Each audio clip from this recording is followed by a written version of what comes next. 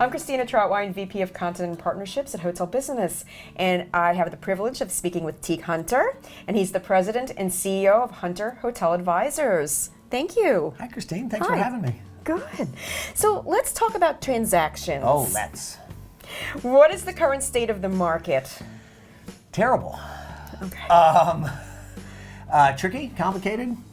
Yeah, it was a lot more fun last year when money was plentiful and we could sell empty hotels for more than we could sell them at the peak in 2019.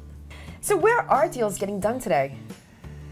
At the lower end of the spectrum. So individuals who are borrowing from their banker, local bank, personal relationships, signing personal guarantees.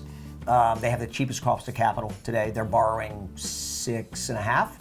And Wall Street is sort of borrowing at SOFR, which is now like 4.75, SOFR 400. So that's almost 8.5%, 9%. Okay. So she with the cheapest debt buys the deals today. Got it. A year ago, sorry I'm rambling, but a year ago in 22 and 21, the first half when money was plentiful before all the interest rates were rising and the quantitative tightening, bigger the better. So $100 million deal, $200, $500 billion deal was better. Today it's the total opposite. Okay. Give me a $20 million, $15 million, $10 million deal. That's easier to get done. Got it. So what are some of the biggest challenges buyers are facing? I mean, debt, number one. We can. There's plenty of deals on the market today, and we can get a meeting of the minds. So there is a bid-ask spread, but we can get to a meeting of the minds. It's really tricky to get them done, and it's debt. It's a lender will tell the person, yes, we're going to give you a loan today, and then 39 days from now, the banker changes their mind. Something happens, something changes, and it falls out. And they got to scramble and go find another bank. Okay. So lending, debt. Well, we're going to talk about lending. Great. Let's talk about it. What's the current state of the banking environment? Big question. Chaotic. Yeah, I would say so. Yeah, very chaotic at the moment. I think we're going to be okay. I think it's isolated incidents. I don't think it's a canary in the coal mine of a bigger problem, but the banking is really tricky. All the money is being consolidated, it's being pulled out of the small community banks, it's being sent up to the big four. What is that? Chase, Citi, JP Morgan, Wells Fargo, and B of A. So they're getting all the deposits. And the good news is they're lending. Okay. But the smaller banks who have been our lenders as of the moment are running into issues. If their deposits ran away and went to the bigger banks for safety, then they don't have the deposits to make the loans with. So I'm worried about that community bank not being able to lend, which has been the bread and butter of our community. So you mentioned some of the bigger banks. So who's lending? Wells Fargo, Bank of America, JP Morgan, Chase, those guys. CMBS, which was the bell of the ball, a year ago, 2 years ago, and then has been out because CMBS was too expensive, I think is coming back into favor just today. I mean, I'm tip of spear here, but CMBS is currently coming back because the banks are having issues. And what do the terms look like? SOFR 475, SOFR 400. So again, it's like 8.5%, 9% today. And the Fed, in theory, is going to keep raising. We'll see where that goes to. Community banks have been 6.5. That's probably going to go to 7.5. Just a guess.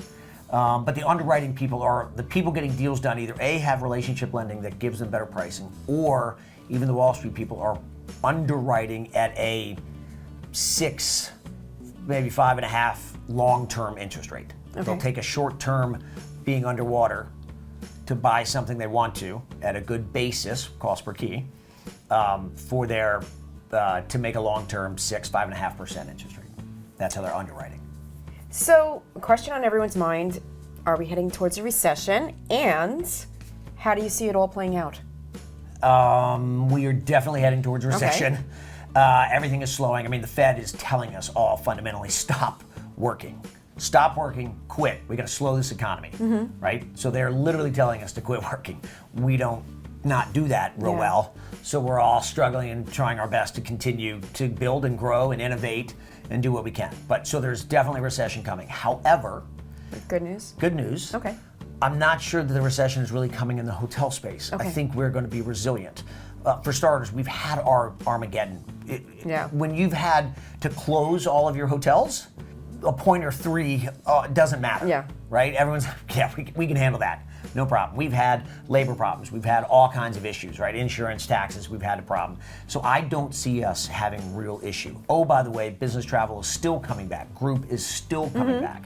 So we have some shoots that are still improving that I think is going to keep the fundamentals of our industry just fine. Thank you. Great. How will inflation impact valuations? Good question. On one hand, inflation hurts everything, right? It's a negative drain on everything. However, in inflation, asset values go up, right? So own assets. And we're in the daily, nightly rental business, so we can raise rates as quickly as anybody. And we've done that. We've proven that. RevPAR has increased significantly over the last 18 months. So again, I think inflation's going to be sort of kind of good for us because our asset values will go up. We'll continue to raise rates, and the industry will be fine. I love your positive attitude. No matter what negative term I throw at you, you have a positive outlook. So that is good. I mean, our transactions are going to be a train wreck, but the industry is going to be okay. Congratulations on winning the Jackie Shaffer Award for the Financial Advisor of the Year. Thank you. What does that mean to you? Honestly, it means a lot. It really does mean a lot. We've taken it to heart. It's a Lifetime Achievement Award, as we look at it. Myself, my team, we've really grown from taking over Dad's business to growing the national firm that we are. We did a ton of business last year. We've got great employees, great teammates, and great partners. Our clients love us. Our customers love us. We love them. We work really well together. Yeah. And so we were honored and really moved to be recognized. Definitely. Well, speaking because we've been the small people, and to be lumped in with sort of the big people, I think it's an honor, without a doubt. And I'm joking, but I'm not. They turned it, before it was just sort of a committee, so then they turned it over to the people, the attendees, at Alice and others who voted. And I said, once they turn it over to the people, we got this. You know what? It means more coming from the people, though, I think. We're man of the people. Yeah.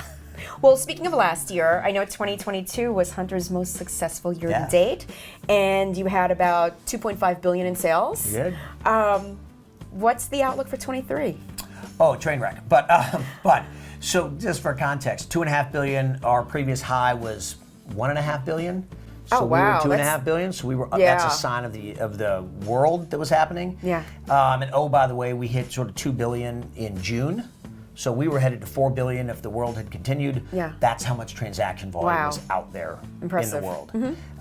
And this year, I don't know. I've told the team if we do $1 billion in transactions, we should be really happy. Good. Again, we're very busy, but everything's really hard to get done. There's plenty on the market. We can get deals together. Getting them done is a trick. It's been great having this time with you. Thank you so much. Thanks for having me. This was fun.